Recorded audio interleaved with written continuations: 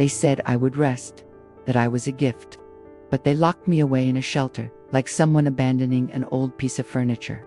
Have they ever promised you affection, but delivered contempt? Have they ever felt like you were a burden, even after everything you've done for them? I was deceived, with pretty words, forced smiles, and promises of care.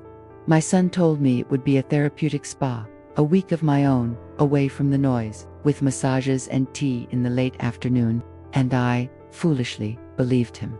I packed my suitcase with care, folded each item of clothing carefully. I even took that old book I'd never had time to finish. I got into the car as if I were about to experience something special. But the moment the door closed behind me, something inside me closed too. There were no flowers, no tea, no massage, no welcome. There was a locked gate, a badge on my wrist, and cold stairs, a place where the days are long and names become numbers, a repository of silent voices, a spa of broken promises. That's where they would leave me, like someone who leaves a package at the door and walks away without looking. Baka, have you ever been there? Have you ever felt like your story, your efforts, your entire life, was ignored as if it were worthless? Stay with me until the end. What you'll discover now may surprise you. I spent days trying to understand, searching for justifications. Maybe it was lack of time, maybe it was worry, maybe it was love poorly demonstrated. But the truth was there, reflected in the gestures, the fake smiles, and the silences. It wasn't care, it was discarded. And even there, in the midst of humiliation, I remained silent. I observed, I recorded every detail with all my remaining strength.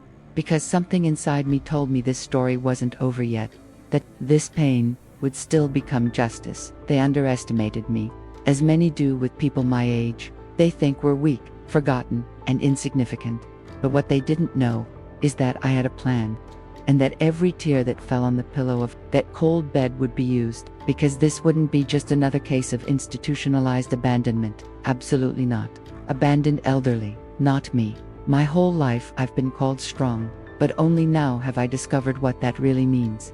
It's not screaming, it's not slamming doors, it's waiting for the right moment, waiting until the one who betrayed you reveals themselves completely.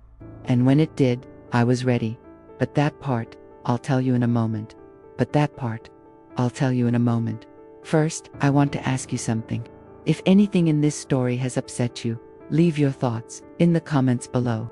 It could be a memory, a rant, or even a word of support. Because behind every video like this, there are real stories of people who have experienced abandonment, ingratitude, and silence firsthand. And when you comment, you're not just reacting, you're saying, I saw it, I felt it, I understood it. If you believe stories like this need to be told, that voices like mine, like ours, deserve to be heard, click the like button. It seems small, I know, but this simple gesture helps spread the message. It helps this video reach someone who might be going through exactly this right now, in silence, feeling alone. And if this isn't the first time you've been touched by content like this, then subscribe to the channel. Here, every story has soul, every account has truth, and your presence makes all the difference in ensuring this space continues to exist, grow, and give a voice to those who are rarely heard. Now, take a deep breath, because what happened after that locked gate is more than you can imagine. My name is Dorothy Jenkins. I'm 78 years old. I've been called many things in my life: madam, mother, wife, teacher. But today, it seems I've become just a number on a file, an occupied bed, a well-behaved nuisance. I've become what many avoid looking at, a reflection of what they will one day become. I didn't come from wealth, but I've always been proud of what I've built. I taught for over 40 years. I taught hundreds of children to read and write, encouraging young people to find their own voice, to write down their dreams. I was that teacher who carried extra books in her bag, just to make sure no one was left out.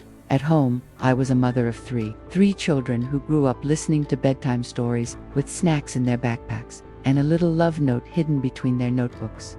Children who today barely remember the sound of my voice. There are days when longing hits harder than the pain in my back. I look at those photos on the dress of my wedding, the birth of my first grandchild, the birthdays when the living room was packed, and wonder when time became this silent corridor. The cruelest thing isn't growing old, it's being forgotten by the ones you fought hardest to protect. When they told me I'd get a week off, something inside me warmed. It was as if, finally, someone had seen me again. A gift, they said, a place to relax, take care of myself, forget about the pain. I believed them, because when you have so little, any gesture feels like a hug. But that place, it wasn't like a spa at all. It was clean, organized, but cold. Like a theater with all the characters tired of repeating their lines. I wasn't a guest. I was a patient. An intern that took my cell phone. They said it was for security. They locked away my medicine. They said it was protocol. The doors, always closed. The smiles, memorized, and the looks. Those eyes avoided mine, as if they already knew what they were doing. It was then that something inside me broke. But it didn't break. It transformed. Perhaps because I'm a teacher. I've always had a habit of observing before acting, mentally noting details, identifying patterns, noticing what wasn't said. That's how I began to understand the routine of that place. The words the other old people no longer responded to, the harsh touches disguised as haste, the poorly explained meals, the silences between caregiving. There was something more there, a truth hidden behind the white coats and spreadsheets, and I was inside it. The transformation began silently. I began writing on the back of the leaflets they left on my desk. I made notes with eyebrow pencil, hidden among my clothes. One of the employees left a cardboard box in the hallway every night, and I discovered that inside were documents. One day, I managed to grab one without anyone seeing. It was the first time I read my name on the paper, as if I had already been given away, transferred, discarded. This wasn't care. It was a planned abandonment, signed by someone who claimed to love me. And yet, I remained calm, because there was something stronger guiding me. It wasn't just anger. It was the certainty that all of this would have an impact. This journey, however painful, needed to be revealed. Dorothy, the mother, would cry. But Dorothy, the woman, would write down every detail and show it to the world. It's strange to think that, after everything I've been through, after so many decisions made with love, my greatest battle began within walls that smelled of disinfectant and longing. But it was there, precisely there, that the truth began to emerge. Not just mine, but that of many others as well. If this story touched you in any way, write the word in the comments present. Because sometimes, what seems like a gift is exactly the opposite. And it's important that we talk about this. By the second day, I knew this place wasn't temporary. It was a full-time stop, disguised as a respite. The busy staff, the rigid schedules, the uncomfortable silence between medication administrations, everything there seemed designed to make us accustomed to forgetfulness. What hurt most wasn't the tasteless food or the colorless room. It was the feeling of having been deceived by the very people who should have protected me. I remembered the conversation vividly. "Mom, you need this. A spa, a break, a week, just for you. You deserve it." The words were full of sweetness, the kind that warms the heart and makes us let our guard down. But the tone was no longer that of a caring son, but rather of someone wanting to free himself from responsibility without tarnishing his own image. He said he would take care of everything, and he did. Documents, transportation, bags, even the signature, my signature. The paper was there. I saw one of the employees drop the open chart on the counter. It said, "Signed family consent." But it wasn't my handwriting. I taught calligraphy. I'd recognized my handwriting anywhere. The name was mine, but the decision, that was made without me. There, in that moment, I understood I'd been betrayed, not by strangers, by my own flesh and blood. And it's that kind of betrayal that leaves a mark. It doesn't scream, it soothes. At that moment, something shifted inside me. The pain turned into silence, and the silence into strategy. I took what little autonomy I had left and began to use it. A borrowed pen, a hidden notebook, little notes jotted down during the night. Every detail mattered. The names of the caregivers, the hours the door was unlocked, the faces of the other inmates who seemed to carry the same frustration as me. The hidden truth was in every subtle gesture, an exchange of glances between the staff, the medications that appeared without explanation, the elderly who, little by little, stopped talking. One of them, Mr. Wallace, a former accountant, whispered to me once, "This is where families bury the living." I never forgot that phrase. It was raw, cruel, but absolutely true. There, in that institution that claimed to specialize in care, we weren't treated like people. We were treated like things that needed containment, silence, invisibility. Little by little, my mindset adjusted to this new scenario. I knew that openly rebelling would only bring me more control, more restrictions, so I acted calmly, like someone accepting, like someone giving up. But inside, my journey was just beginning, because there, behind every rule, lay a system, and understanding that system was the first step to exposing it.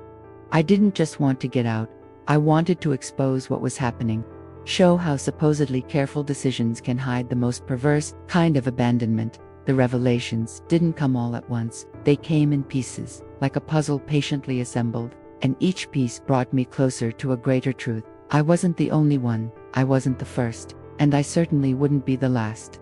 This realization was like a burning coal in my heart. It made me understand there was something beyond my story. There was impact. There was an entire backstory of lives quietly erased for convenience. It was then that I found a gap, small but enough.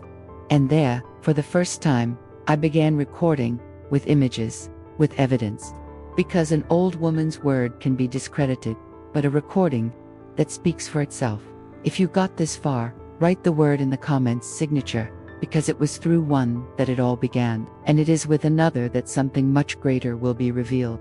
That night, as the back wing sank into an almost funereal silence, I sat on the edge of the bed, my feet touching the cold floor.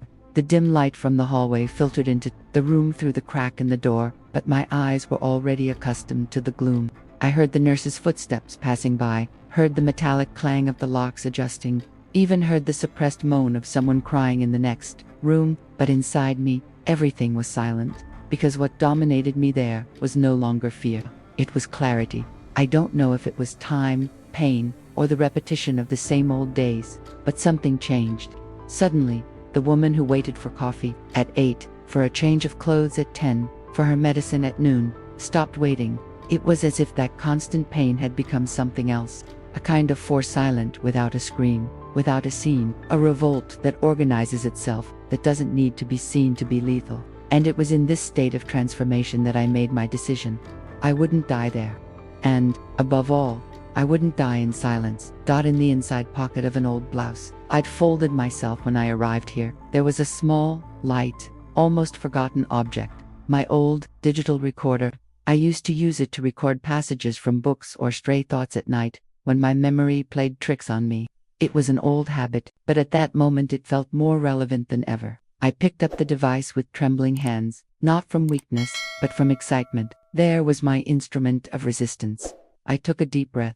The first recording was simple. The sound of my room, the creaking door, the automatic medication warning, the mechanical chatter of the caregivers. I also recorded the sounds of the hallways, the whispers among the nurses, the way they talked about patients without knowing I was listening. Each night I recorded a little more, and, over time, my listening became more precise, more technical, as if I had become a kind of journalist within a field of silence, a backstage where lives were erased with care and discretion. That journey became a mission.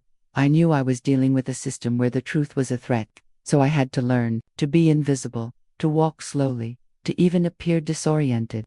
And, to my surprise, it worked. No one suspected the woman who trembled as she spoke, but who, inside, planned each step with precision. One night I overheard a complete conversation between two staff members discussing medication changes. Less memory aid, more sedative. She's agitated, they said. Was I agitated? No. I was awake. I was conscious.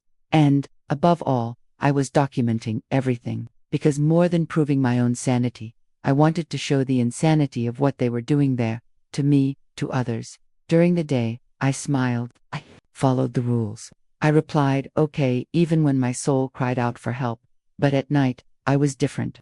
I was Dorothy Jenkins, former teacher, mother, woman, researcher of her own destiny. Each click of the recorder was a step toward a truth no one else seemed to want to see. And the more I listened, the clearer the impact of those revelations became. It wasn't just about me. It was about everyone who had been silenced with convincing justifications, about the danger of soulless decisions, about lies with a veneer of care. My body still ached. Time still passed slowly, but the feeling of helplessness had vanished. In its place grew something rarer, dignity. And that was what I wanted to reclaim, not just for myself, but for all those names that had once been written on index cards similar to mine. If you felt this change with me, write the word in the comments, wake up, because that's what happened to me that night. And that's what will grow much more than they imagine. During the day, I was the confused lady who forgot her schedule, the one who asked the nurses' names more than once, who seemed to have trouble remembering what she had for breakfast. I stumbled over simple words, pretended to lose my way in the hallways, and answered the most basic questions with calculated slowness. But what they didn't know was that behind that vacant gaze lay an alert, attentive mind, shaped by decades of observing, teaching, and taking notes. The notes, in fact, became my second wind. A small beige-covered notebook, hidden under the mat the sunlight barely reached. There, I wrote everything down: the dates, the names, the tones of voices, the medications changed, the meals served in a rush. I detailed the expressions of the staff when they thought they weren't being observed. I described the silences of the other elderly, some staring out the window for hours, others mumbling things no one else tried to understand. This was more than documentation, it was memory. It was resistance, in cursive writing. My recorder was also still active, carefully stored inside a sewing kit that no one cared to open. I activated it during shift changes, during doctor's visits, during conversations in the stuffy hallways. Sometimes I'd risk an I forgot my handkerchief in the living room just to go back and capture another snippet of some conversation that wasn't meant for me. But that said everything about what was being done to me and to others, too. One afternoon, I heard something that made me shudder. A new nurse, her expression tense, whispered to another, "They don't want us to ask too many questions. Just follow protocol." That phrase echoed inside me like a silent siren. Because protocol, there was the most polite way to keep everything under wraps. Protocol was the veneer over abandonment, the justification for ignoring the human. That same week, I managed to record a testimony from a woman named June. She had been a music teacher, like me, a literature teacher. She said she was taken there by her grandchildren, who swore it was for her own good, since they had no time to care for her. She looked at me with teary eyes and said, "They even played the piano on my birthday. Then they disappeared." I recorded her words with a heavy heart. There was no longer any strength in her voice, but there was a raw, almost indigestible truth, the truth of someone who was used as a symbol of love at a party and discarded as emotional baggage days later. These small revelations, the behind-the-scenes details hidden behind lab coats, the decisions no one dared question, the emotional impact left in the silence of the hallways, showed me that my fight wasn't just about getting out. It was about proving, clearly, that the system was flawed, that the institutionalization of affection, this modern form of socially acceptable abandonment, needed to be exposed. The journey was far from simple. There were days when my body ached so much I could barely hold my pen. On others, my mind wavered, almost surrendering to the numbing routine that place offered. But all it took was a muffled scream from the next room, or a tray pushed away with contempt, to rekindle the flame that kept me going. Each recording was a step, each note, a seed. I didn't know exactly how or when, but I knew it would all be used, that this collection of truths, as solitary as it seemed, was building something.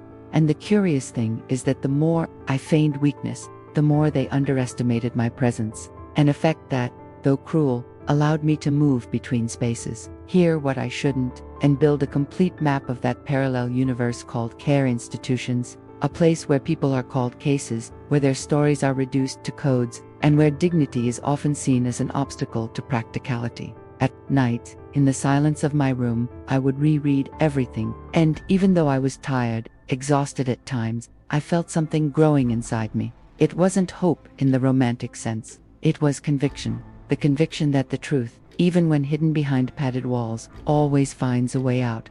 If you felt the weight of these words, write the phrase in the comments, "It was not taken care of," because that's exactly what I discovered. And it wouldn't be long before more people discovered it. As the weeks passed, I realized that the structure hadn't been built simply to isolate. It had been carefully designed to silence. Everything there was efficient, calculated, functional. The rigid routines, the automatic protocols, the trained smiles of the caregivers, all part of a system that maintained appearances while emptying people from within. It was as if life there were concealed, colorless, odorless, with no memory of who anyone once was. It didn't take long for me to realize that my case was no exception. It was part of a pattern. There were dozens of others like me, each with their own story of love, loss, sacrifice, and, ultimately, abandonment. But there, inside that building, of silent corridors and cold lights, these stories were treated as noise, as weight, as something to be forgotten or, at most, filed away. It was on a gray afternoon, while we waited in line for lunch, that I overheard a conversation between two women sitting near me. One of them, Mrs. Beatrice, was talking about an apartment she'd sold 3 months ago at her daughter's suggestion. She said I'd need less space, that this place would give me everything I needed. The other, Mrs. Evelyn, gave a dry laugh. At least you sold it. My son transferred everything into his name before I got here. He said it was to make the legal process easier. They looked at each other for a moment. There was no anger in their eyes. There was something worse. Conformity. The kind of resignation that sets in when indignation has been drained by the repetition of injustice.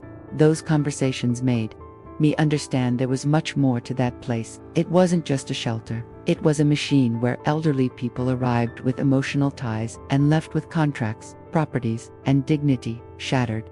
Each elderly person there seemed to carry not only the pain of age, but the mark of a poorly explained negotiation, a signature made under duress, a silence bought for affection. And the cruelest thing is that many didn't even realize it, or perhaps they did and didn't want to admit it.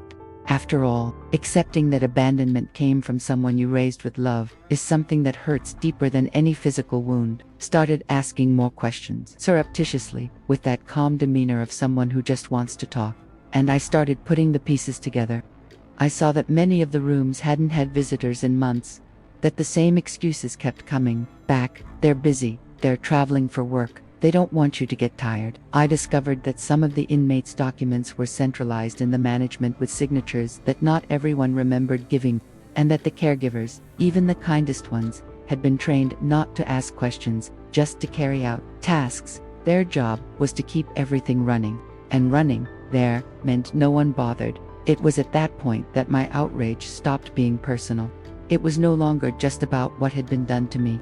It was about an entire system based on dehumanization disguised as care, a hidden truth that operated subtly behind clean walls and orderly corridors, a machine where the most vulnerable were slowly crushed not with overt violence, but with emotional neglect, with cold decisions, with the erasure of their stories. Even though I was one among many, I began to understand that there was something that set me apart. I hadn't lost my clarity, and, most importantly, I had records. I had dates, voices, testimonies, names. I had a whole story taking shape, made of fragments that, alone, might seem small, but together, they formed a frightening picture. And yet, what hurt me most was seeing loneliness as routine. It wasn't just physical abandonment, it was symbolic exclusion. It was being treated as a stage that needed to be managed. And that, to me, was the greatest injustice. Because those who have lived a whole life, who have educated, built, and supported families, cannot be reduced to a number on a medical record. That night, I sat with my notebook in hand and wrote a single sentence: "We are not patients, we are people." It was like a silent manifesto, a seed of something greater yet to come.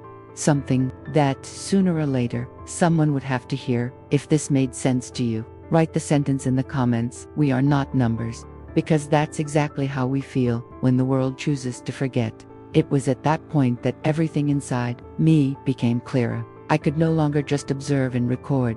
I needed to transform this into something that could touch others. Because if there's one thing I understood there, it's that the worst loneliness isn't the absence of company, it's the collective silence in the face of injustice. And maybe, as you listen, some part of the story touched something inside you, too. Maybe you remembered someone, or yourself. Maybe this feeling of invisibility, of being pushed to the corners of life, isn't so distant after all. So, if something in this story has ever revolted you, leave your thoughts in the comments below. Sharing your voice here isn't just venting its resistance. It's saying, firmly, that you won't simply accept what's wrong. If you feel that stories like this need to be heard, valued, and spread, click like. This small gesture helps much more than it seems. It makes this video reach others who may be experiencing something similar and who, like me, need to know they're not alone. And if this isn't the first time you've identified with something you've heard here, then subscribe to the channel. Not because I'm asking you to, but because you believe this kind of conversation needs to continue. Here, every story carries a truth that deserves to be told. And it's your presence that gives them the strength to keep these stories from dying behind cold walls and locked doors. Because this one is far from over. The day everything changed didn't start any differently. I woke up at 6, as usual. The nurse entered the room without looking me in the eye, left the pill on the tray, and left as if my presence were part of the furniture. I put on the same light blue sweater I usually wear on days when I want to go unnoticed. Only that day, it wasn't comfort I was looking for, it was contrast. An ordinary appearance for an act that, within me, already carried the weight of transformation. In the previous weeks, I had managed to send the recordings and documents hidden in a bag of dirty clothes, delivered to a young man who did maintenance work in the building. He barely spoke, but had kind eyes. I watched him for days before trusting him, and when I finally handed him the package, I didn't say much, just, "This needs to get out of here." And he nodded. I didn't ask where, or with whom. But when, days later, a woman with a firm expression and a press badge entered the shelter's main lobby, accompanied by a man in a dark suit, I knew. My message had arrived. The director was called to reception. The atmosphere changed. The previously silent hallways began to buzz with hurried footsteps and tense whispers. The smell of disinfectant seemed stronger, as if it could also cleanse what was about to be revealed. I felt my breathing slow. I wasn't nervous, I was right. Every recording, every note, every restrained look, all of it, was now in the right hands. The call was made. They gathered the patients, guardians, and part of the administrative staff in the main room. Some elderly people were also brought in to give an air of transparency to this impromptu presentation, but none of them imagined what I was about to do.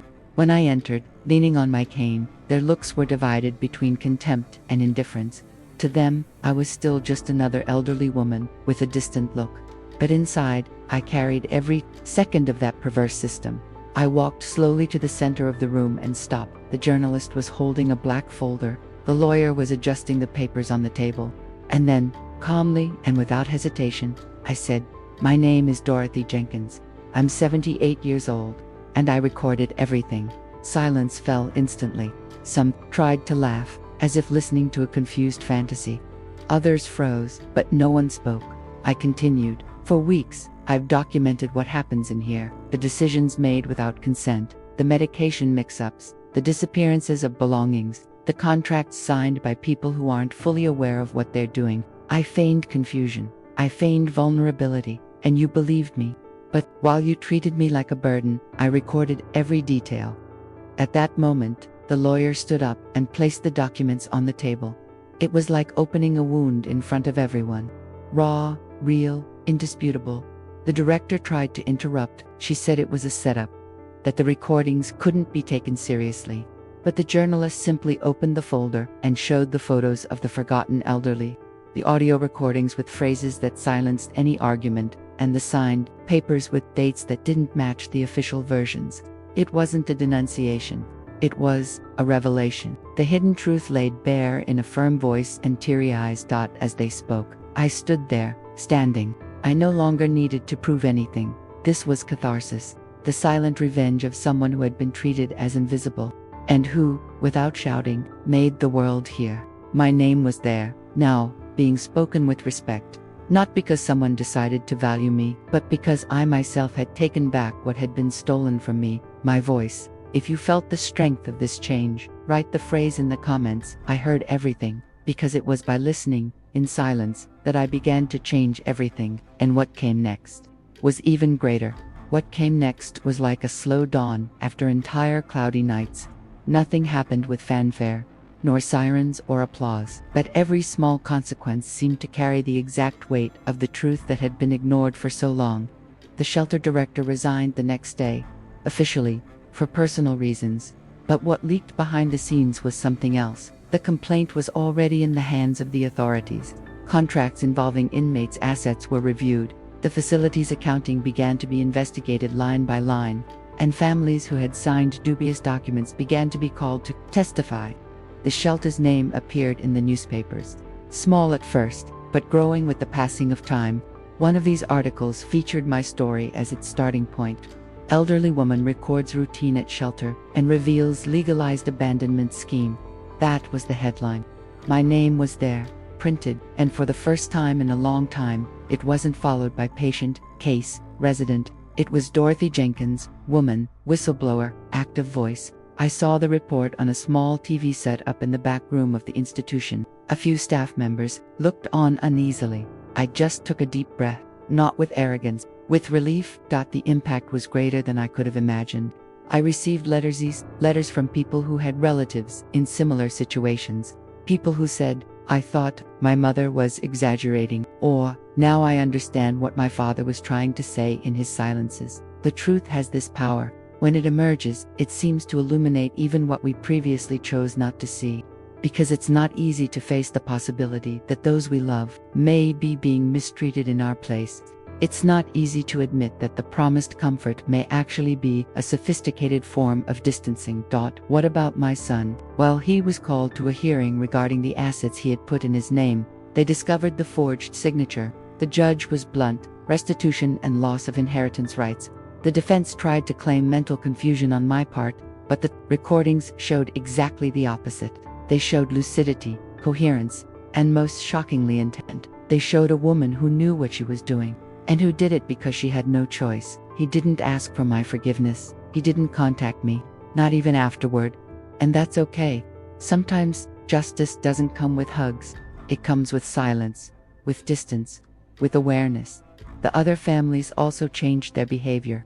Some began visiting the elderly more frequently. Others moved their relatives to smaller settings with more community supervision. Some sought therapy or support groups to deal with the guilt of having been complicit. None of this undoes what was done, I know, but it's a start, a sign that some seed has remained, that the transformation, however small, has begun to happen. I, in turn, left that place. Not as a patient. I walked out the front door, accompanied by a social worker and the journalist who helped me make it all possible. I carried no suitcase, just my notebook and my recorder, and that was all I needed. Someone asked me if I wanted to sue the shelter or seek compensation. I said no. What I wanted, I had already achieved: for them to see, for them to know, for no one to say, "I didn't know." There's an old saying, lies have short legs. But I prefer to put it another way. Time teaches us to walk. And when it walks, even slowly, it catches up. No matter how sheltered those who operate in the shadows feel, the light always arrives. And sometimes, that light comes from where no one expects it. From someone sitting in a dark room, with a tape recorder in their pocket and an overwhelming desire not to be forgotten. If this touched you in any way, write the phrase in the comments, "Time passes," because he got here by walking, and he hasn't finished his journey yet. Coming home was a strange experience. There were no balloons, no hugs at the door. No one was waiting for me with flowers or a warm cup of coffee on the kitchen table. The silence I found there wasn't the same as at the shelter, where sound was muffled by routine and neglect. This silence was different.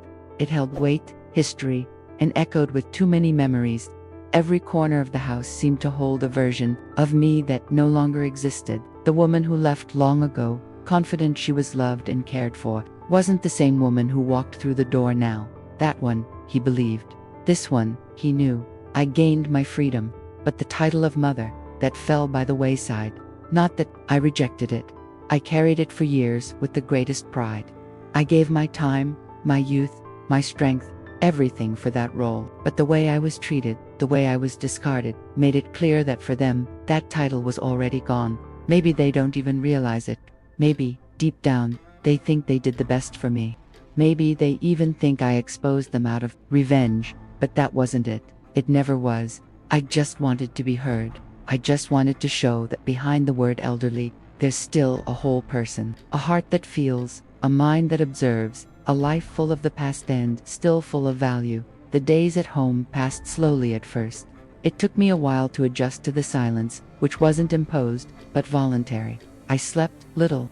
I woke early. The house seemed too big, even with all the furniture in place. Sometimes I'd sit on the couch with a cup of tea and stare out the window, trying to understand how everything had changed so much without me noticing. It was as if the world had spun beneath my feet, and I only realized it when I was already down. It was during this process that I understood the true price of victory. I had won, yes. I had exposed a system, warned families, protected others like me, but what remained was emptiness. A void that no legal process fills. A silence that no newspaper headline resolves. Because winning, when you fight alone, doesn't taste like celebration. It tastes like relief, and also like longing. Longing for a time when there was still affection in my children's eyes. When a Sunday phone call was made with affection, not out of obligation. Even so, I don't regret it.